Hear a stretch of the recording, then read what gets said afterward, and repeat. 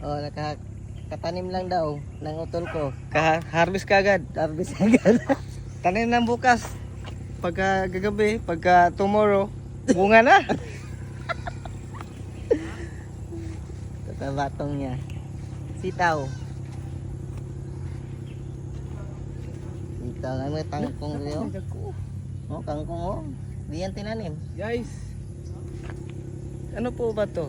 Sitaw o batong? Ako'y nalilito, nalilibog. Sitaw o batong? Sitaw Comment ay. down below daw guys. Comment down below. Sitaw o batong? Harvest na niya guys. Yan yung upo guys oh.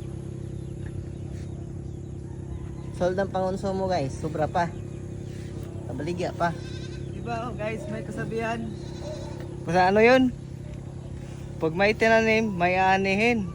Pag wala kang tinanim, anong kasabihan? Tamad ka! Dapat magtanim. Lawi kayo guys. Pangisig tanam nila guys.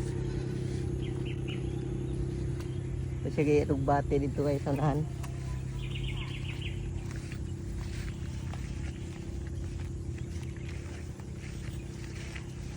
Kaani na yun. Sige tanam nito ulit. Magbati na? Ah, rugbate. Aliso lang? Yan ang usurong kuhan. Na guys oh. Ito guys, di yan tinanim guys ha. Ito kulitis guys. Pero grabe. Natin ang dahon. Kasi tawagan na sa siya. Ay, ng Tagalog. Kulitis. Sa English. Cauliflower. Alternative na sa pit size guys. Kung wala kay pit size, pagsabaw. Ito siyang ganda guys.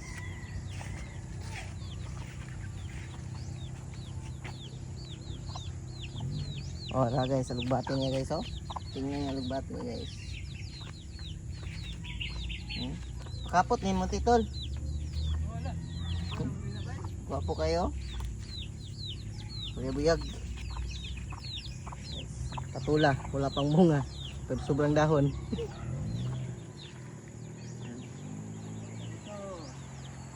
Ang talong guys.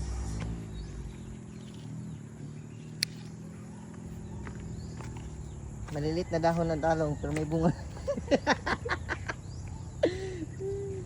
Ano kayong klaseng talong ito?